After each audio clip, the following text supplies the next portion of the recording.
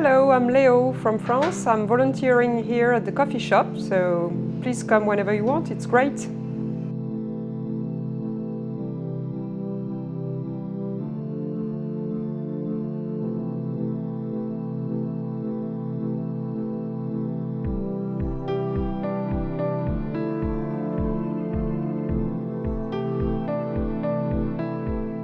I succeeded in doing the trip, 411 miles in total.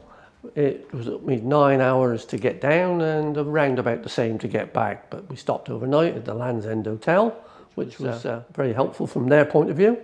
So it was quite a good trip, uneventful really on the way down, but on the way back we did have a little problem at Porlock Hill where I had brake fade, which created a problem with no brakes on the last bend, which turned me to go round the corner, and eventually it went up on its side and toppled over.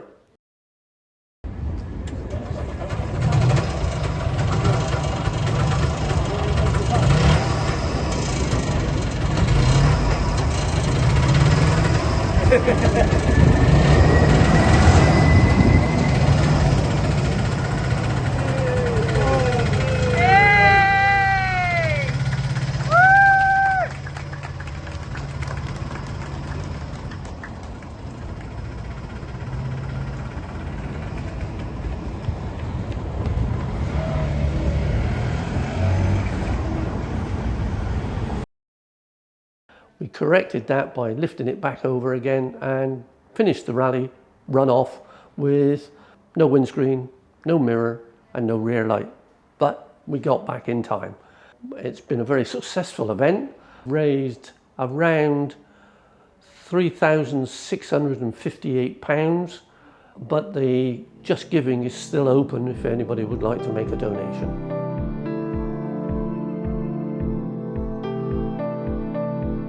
Hi, my name is Robert. I've been with the museum since it first opened roughly 3 years ago, and I count myself extremely lucky that I can look after these wonderful cars that you see before you and we can have a talk and have a laugh about it. County Classics Motor Museum exhibits 100 cars and 150 motorcycles. Come and join us for a look behind the scenes. You will find a vehicle you fell in love with from your childhood. There are stories behind every one. They all have memories. Come along and go back in time with us. Have you visited the museum? We would love to hear your experience in the comments of the video. Hi, it's Tim from County Classics Motor Museum. This video that we're going to be doing today, a lot of it will centre around the Ford Capri.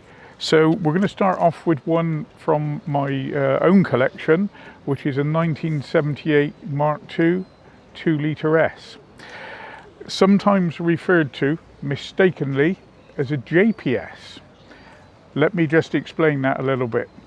When Ford transitioned from the Mark I Capri to the Mark II, the more sporting models were known as the GT in Mark I guise. Moving to Mark II, they wanted to use the S designation. It was probably no coincidence that the livery on the GTS models was very, very similar to the Lotus livery on their Formula One cars that were sponsored by John Player. And yeah, Ford never wanted to miss a marketing opportunity. We're quite happy for them to be referred to generally as that. But to set the record straight, there never was a Ford Capri JPS, a GTS that eventually morphed into the S model that you see in front of you now.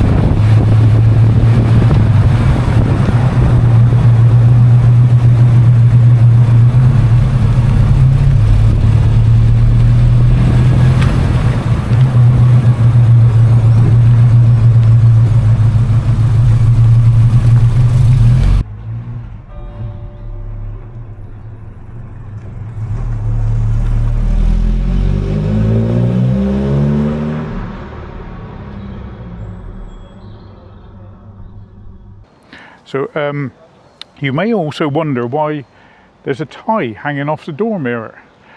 Again, let me just enlighten you on that. You can see on there the Ford Capri 2 emblem. These ties were issued by Ford to their top 50 dealers when the Mark II was launched, and they gave out a few to the first, some would say, lucky customers. So that's what one of these is. So we're now going to go back into the museum, where we've got a lovely selection of Capris, and have a little chat about some of those.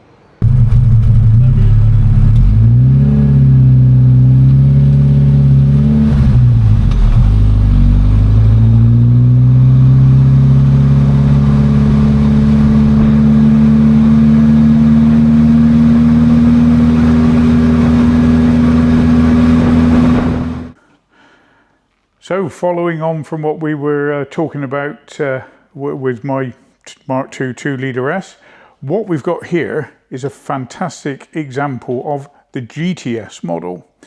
What are the differences, I hear you ask? Well, you can see on this one the gold pinstriping extends onto the bonnet. You can see that the outer part of the grille and the Ford lettering are picked out in gold.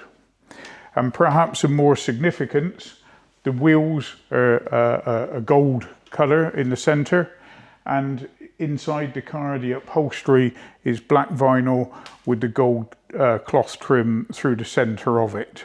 So that's the main difference. This particular example is an absolutely stunning car.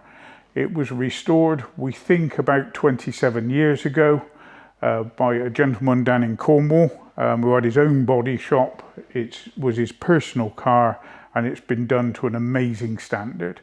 It started life as a 1600 GTS. He upgraded it to a 2-litre and put in a 5-speed box, and it's all the better for it. A really, really great example.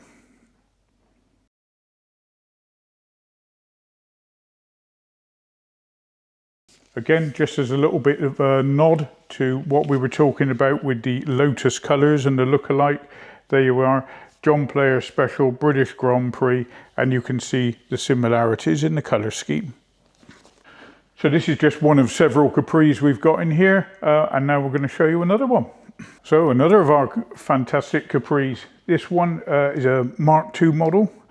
A rare derivative and a very rare survivor, this one. 1600 XL manual, one owner from new, 26,000 genuine miles on the clock, and it's been dry stored for 36 years now.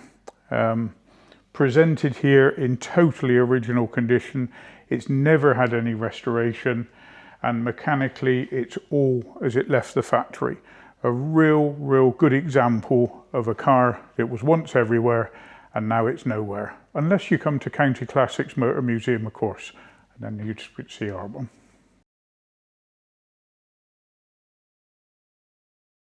Okay, so this particular Capri is one of our absolute star exhibits. It's absolutely fantastic example of the Mark III 2.8 injection model.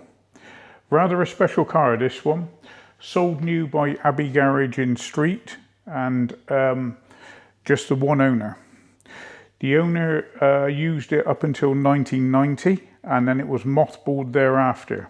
It's done a genuine 8,000 miles from new, still wearing the Goodyear NCT tyres that it came from the factory with.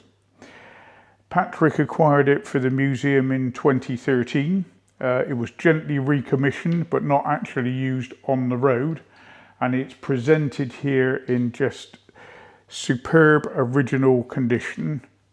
A real specimen example. And a lot of the Ford guys who are doing Capri restorations, etc., they do come and have a look at it just to make sure that they've got every clip in the right place, every wire following the correct route, because this really is that kind of car. Fantastic example. I have to ask you chaps for some help. If you enjoy the videos and would like to help the museum, please subscribe, and it's free. So now we're going to be having a look at one of Patrick's favourite cars, which is a 1973 3-litre GXL model. Wonderful, wonderful original condition car, one owner. It's done 50,000 miles in its 50 plus years, and it's just in great condition. A couple of particular things to point out on it. When the owner ordered it new, there was a number of factory extras that he specified, and that ranges from the Ford mud flaps, the sunroof, the cream vinyl roof, and even a factory fitted tow bar for his caravan at the time. Patrick, this was probably, if he had to pick his favourite Capri, you're probably looking at it. Real good example, this one.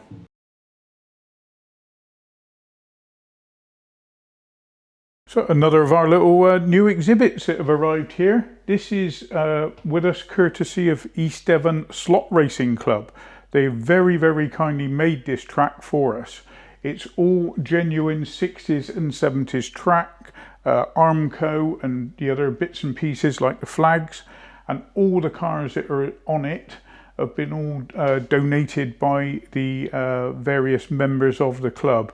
A really kind thing for them to do. If that's your bag and you're interested in it, what you'll see when you'll visit the museum is some little cards there, and they have regular meetings, and please feel free to support them. What I would also add is that on Patrick Day, on a Sunday the 2nd of August, they are bringing amazing figure of 8 track for Patrick Day.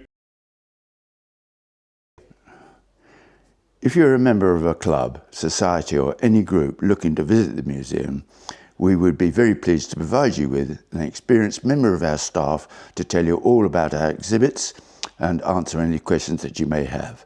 There is a small fee, but all monies raised in this way go to support the work of the registered charity which runs the museum. If you'd like to know more about this, please ring lovely Emma or by our email. And also I'd like to talk about the coffee shop as well. The coffee shop is phenomenal. We're busy in there most of the time. Food that we sell in the coffee shop we mainly produce ourselves, such as our sandwiches we make to order, our cakes we make here on the premises, and lots of other stuff. And we do a freshly cooked meal from Tuesday to Saturday, and it's really busy and it's lovely, and the response that we have from that is great. And also we've got a lovely team as well. All our paid staff and our volunteers are the best that you could ever hope for, and I'm really pleased with all of that.